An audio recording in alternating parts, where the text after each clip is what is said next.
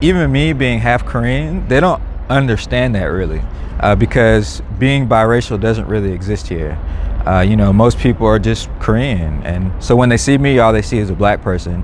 So my mother actually came to visit my school, and when she came, like, their jaws dropped. They're like, oh, like your mother's like really like Korean. Welcome to the Melanated Files. In this series, we highlight and share the stories of black people from across the globe. Remember to subscribe to this channel for weekly videos and also follow us on social media for regular updates.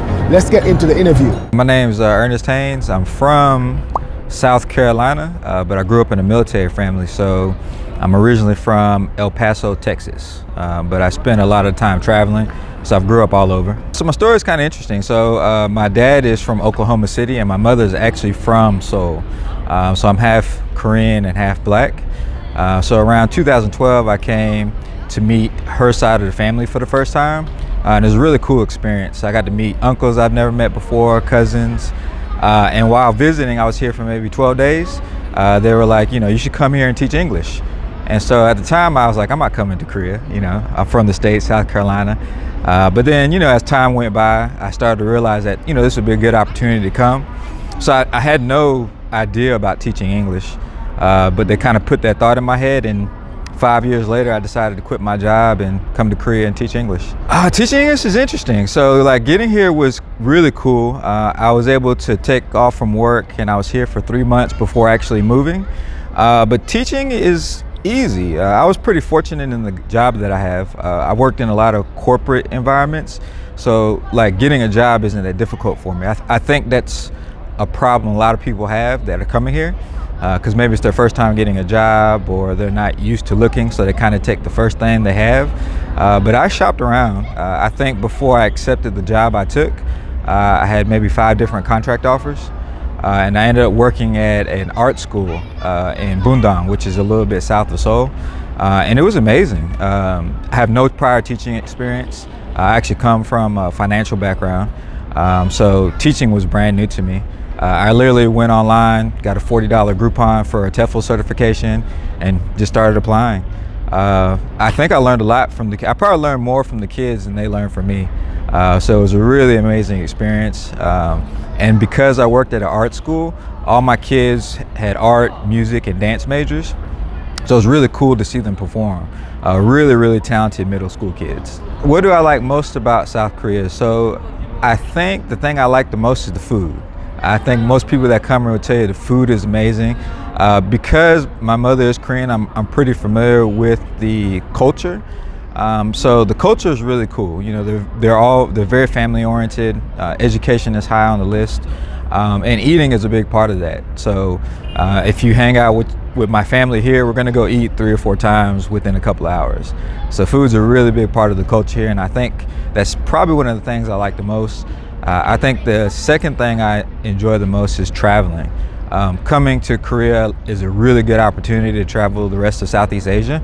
It's a really good hub to travel out of, so I've really taken advantage of the travel opportunities here. The lack of personal space. I mean, in a city this big, or a city this small with so many people in it, you just are always have no personal space. So you have to get used to that coming in, but you get used to it, like crowding on the subway, people pushing you on the subway, which is kind of a norm here.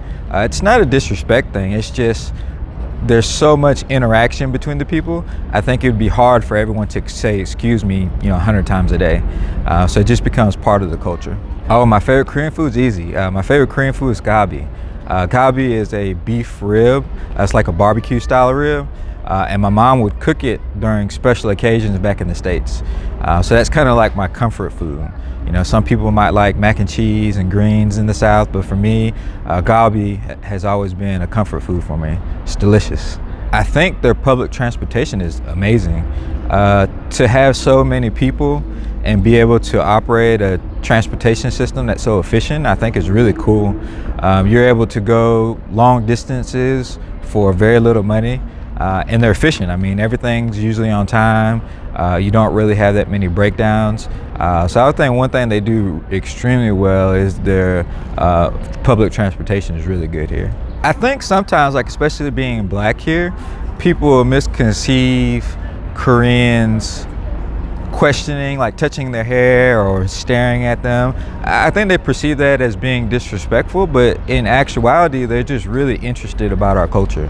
You know, outside of what they see on TV, through athletes or actors or, you know, your main stage like media, most Koreans don't get the opportunity to interact with black people. So a lot of times when they have the opportunity, again, there's really no personal space. So them coming up, touching people's hair, I think is just part of the lack of personal space. And I think people have to understand that coming here, that a lot of times I think people want them to conform to their ways, but you're in Korea, so you should be conforming to what their cultural norms are. So I think that's something that I think people kind of misconceive, is that, you know, the looking and the touching is out of disrespect. It's just curiosity. You may be the first black person they've ever come across. So they're just really interested. Like, I remember when I first came here and I met my cousin for the first time, his English isn't very good, but automatically his first questions were like, can you dance? And can you sing? And are you athletic? You know, the common, I guess, stereotypes they have of African Americans. So it's funny to see it, but, you know, I would tell people not to take it as disrespect, but you know, take it as a learning moment, a teaching moment. I think there is a lot of negative stereotypes. So when you say black people, you know, it's really general. You know, there's a pretty big African population here. You know, I feel like most of the blacks here are either teachers or army. So I think a lot of their misconception is what they see on TV. You know, they think they're dumb or ignorant. You know, they just don't know. So they kind of just take, I think, what they see on TV as what's the truth. And again, when you're saying black, it's really broad. You know, a black guy from America and a black guy from Africa are going to be different, not just in culture, but in values too. You know, we grew up learning and doing different things. Yeah, and it's funny that you say that, because like even me being half Korean, they don't understand that really, because being biracial doesn't really exist here. You know, most people are just Korean, and so when they see me, all they see is a black person. And it really takes me a while to explain to them, like, hey, my mother is Korean, like I'm half Korean. Like even when I was teaching, when I first started teaching, I did like my introduction of myself, and I showed my kids, hey, you know, this is my mom, this is my dad. And they were like, whoa, like your mom's Korean? And I was like, yeah. And it's funny because even though they said they understood it, they don't really understand what that means. Like you're merging two cultures together, so I have a little bit from both. So my mother actually came to visit my school. And when she came, like their jaws dropped. They're like, oh, like your mother's like really like Korean. So I think that was really cool to see. And you know, like anything, like anybody you meet, I think they kind of look at what's on the outside first. But then, you know, as you start to meet people, you know, they really open up to you. I've met a lot of people just in passing. Again, I think they're more curious about what it is to be black, more so than trying to be offensive. But you know, Koreans don't really have a good way of asking subtle questions. So a lot of times their questions may come off as rude or brash. Tact isn't their strongest suit. So being half Korean and half black, I think's made my experience really unique. For most people I meet, I'm just black. Because again, trying to explain being multicultural in Korea is really difficult. They just don't understand it. They don't grasp it. But my experience has been amazing. So my family's here. My mother has two brothers that live in Dongdaecheon, which is really far north. So I've had an amazing experience of being able to travel the country with them. They're really excited to show me their culture. So I think being black and Korean has given me a view that most people don't get to see. You know, for example, when I first came here, my aunt from my uncle that's staying here got really ill. So she ended up passing about a month after I got here. And so I got to experience a Korean funeral, which is really different. It's much different than a Western funeral. You know, I've been able to go to weddings, and I think I'm able to do things most people wouldn't think of doing just because my family's here. and they really try to open me up to the cultural experiences here, and they really want me to learn about Korea. They want me to really understand what it is to be Korean. So I think in that, my experience has been amazing. It's been really good. Not really. I think my whole goal here was to kind of visit my family and learn more about my culture here. But long term, Korea's really difficult as a foreigner, especially teaching, in terms of like making that a career. There are a lot of opportunities here, but I don't foresee myself staying here long term. I actually plan on going back to the States maybe in 4 months. Not to say I wouldn't come and visit here, but one of the things I did back home was real estate, and property values here are just exorbitant. They're really, really high to get very little space. Where I'm coming from, South Carolina, where the cost of living is really low. So yeah, I don't foresee myself doing anything long term here, but I'm open to the idea. It gives me a chance to spend more time with my family here. And Korea is a wonderful place to visit. It's a really, really safe country. You can leave your phone sitting on a bar somewhere and walk back 3 hours later and it's still going to be there. So it's definitely one of the safest countries I've been to. So a lot of pros, but at the same time, I like space, and you're not going to get a lot of that in Korea. So I don't think I'll be here long term. I mean, most of my stories aren't really here. I did a lot of traveling while I was here. So I've been to China, Hong Kong, Singapore. I've covered most of Southeast Asia. Funny stories, there's a lot of miscommunication between me and my family. So a lot of times Koreans are hesitant to speak English even if they can. They're worried that they're not speaking it correctly. I think that's anyone taking up a new language. So a lot of times when me and my cousin are communicating, we have to use like Google Translate. So we'll be sitting there face to face, showing each other translations on the phone. And anytime we can't understand each other, we'll say stuffy, which means, I don't understand what you're saying. So there's a lot of miscommunication. So now my family, like when we go places, they don't tell me where we're going. They just tell me to get in the car and go. Like I remember we took a trip to Seoul, which is an island about 3 hours east of Seoul. And they were just like, hey, we're going somewhere tomorrow, be ready tomorrow morning, 8 o'clock. Turns out we ended up staying like 2 nights there. So I didn't bring anything with me. So I'm here taking a trip with them, and I just had my regular clothes. So I had to go buy like toothbrush and underwear and all that stuff because, there's just not a lot of communication. But the love is real. Like they really enjoy having me here, which I wasn't sure of when I first got here. Because, again, with biracial not being something people are used to, I think it was really taboo when my parents got married too. Because my parents got married back in the 70s. So I didn't really know how my family here would accept me, but they accepted me with open arms. It's been an amazing experience. So someone that's biracial coming here, I guess it depends on if you have family here. I know a lot of people aren't as fortunate as me to have family here, but really embrace your family here. They love Western culture. So you coming is a chance for them to learn about what it really is to be Black or American. So definitely embrace your family. They'll show you things you can't see just being a foreigner here. Like I've been able to visit places I don't think most people have visited, even people that live here, because they're not from here. So I would say anyone coming that's biracial, really lean on your family, because they do want to help you and they want to see you succeed for the most part. If you don't have family here, then just embrace the culture.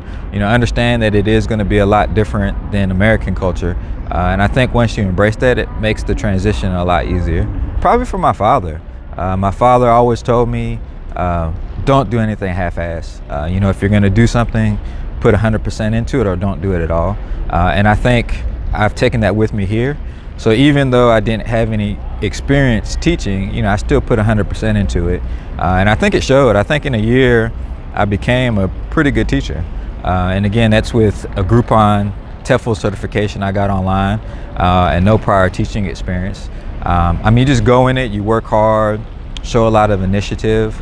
And I think that's why I was successful in getting a job here and having the opportunities that I had. It's just being genuine and putting 100% into everything that I did. My proudest accomplishment, I think, is coming here. Coming here was a big accomplishment for me personally, because my mother is really the only person in my family that has constant communication with this side of the family. So I felt like it was my job to kind of bridge that gap. My mother's older, so she's 65 now. So, you know, once she passes, we're not really going to have any links to this side of the family. So I think me coming here and kind of mending those ties and really getting to meet my family here, I think it's one of my biggest accomplishments. I was able to actually bring my oldest uncle back to the States with me when I went back home. And so I got to show him, you know, how we're living, you know, what South Carolina is like. And I think that was big. He hasn't been to the States in 40 years. So that was a really big chance for him to come home. He got to see his youngest brother, who he hasn't seen in probably 15, 20 years. So I think coming here has changed, I think, everyone's lives in terms of just being closer and understanding each other a little bit better. So, you know, coming to Korea, I think at this point in my life has been my greatest accomplishment for sure. My biggest life lesson I've learned is, it's simple and it's cliche, but the biggest life lesson I learned is, I mean, if you truly treat others how you want to be treated, I think everything just kind of falls into place. I've been really blessed to meet a lot of really nice and giving people, but at the same time, you know, I reciprocate that. You know, I'm giving that back, and I think if you lead with that attitude, I think everything kind of falls into place. Like, my journey here was amazing. It's everything just happened perfectly. Like, I couldn't have planned it any better. Although it was kind of a last-minute decision to come, everything worked out in my favor, and I think that's because, you know, I paid forward, if you will. I try to do good, and it's important, I think, to do good when no one's looking. I think that makes the biggest difference. You shouldn't expect anything in return, and I think in that, I think that's why I am where I am today, just paying it forward. So in South Korea, I think a place you must visit is Busan and Jeju. They're both beach destinations. Busan is on the south coast of South Korea. Beautiful beaches, lots of entertainment, just really, really nice atmosphere, away from the city, if you will. You know, it's still a larger city, but, you know, it's not like Seoul. Jeju Island is gorgeous. It's amazing. I think it's really easy to get to from Seoul. I think round trip tickets less than $100. So it's a really easy place to get to, and it reminds me a lot of Hawaii. It's a volcanic island. It is touristy to an extent, but it's an amazing place to view, and I don't think there's anywhere else in the world like it. So if you're ever in Korea, I would definitely make the effort to see Jeju Island. Beautiful, beautiful place. So one person I would like to have dinner with, dead or alive? That's a very good question. I would actually say would be my great-great-grandmother on my dad's side. And I would say that for me personally, you know, here in Korea, your lineage is really important. You know, where you come from, who you're marrying. So like on my mother's side, I can trace my family history back 25 generations. Of course, on my dad's side, being, you know, slavery and people immigrating to the United States, it's a lot harder to kind of track where you come from. So I think being able to talk to, you know, my great-great-grandmother would be an amazing experience. It'd be a chance for me to see where my family came from, how they lived. So I think that's who I would want to have a dinner with. But I mean, there's probably a long list of people I'd want to have dinner with. But I think that would be the one I'd want to have dinner with first. So my childhood's a bit of a blur because I was military. So I really can't tell you how old I was or where I was at what age. But I want to say my earliest memory was in Hawaii. So we were living in Hawaii. I don't know, I was probably 5 or 6 at the time. Me and my dad were just roughhousing. And I remember, you know, I was jumping and he was catching me. And so I thought it was a great idea to kind of fake him out, pretend I was done playing, and then just turn around and jump. And of course he didn't catch me. So I ended up hitting my head on the corner of our table. And all I can remember is just like blood gushing down the side of my head and my mother freaking out. She was going hysterical. So needless to say, we went to the hospital and I ended up with like 6 stitches.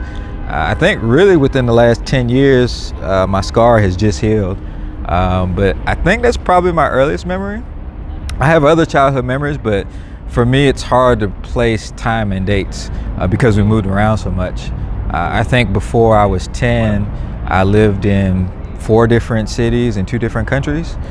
So we did a lot of moving around as a kid. So my childhood's a bit of a blur. If I could change one thing in the world, I would change how healthcare is. Because I feel like healthcare is a necessity. I think it's like water, air. I think it's something that you have to live long. And I think there should be a way where the entire world can come together and make a healthcare for the masses. I think that's almost as important as nutrition, as getting food. So I would like to see the world come up with a solution where there are no borders when it comes to taking care of people's health.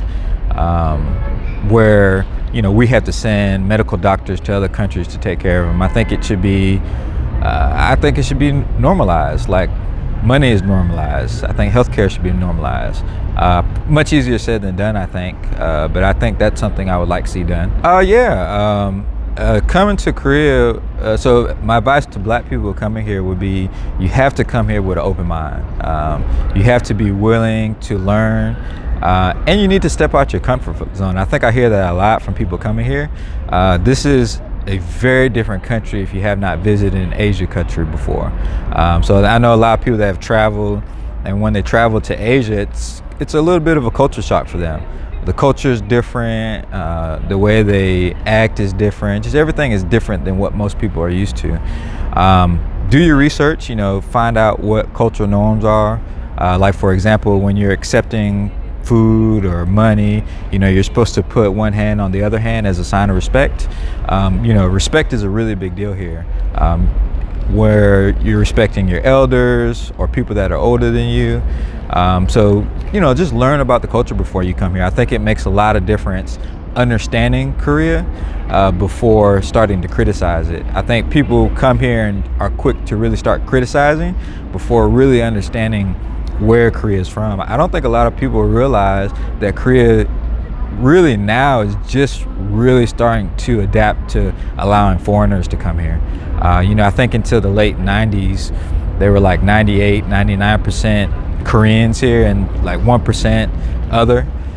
So foreigners for them is a really new concept. So they're really just now starting to open their borders. And you can tell, I use the example all the time.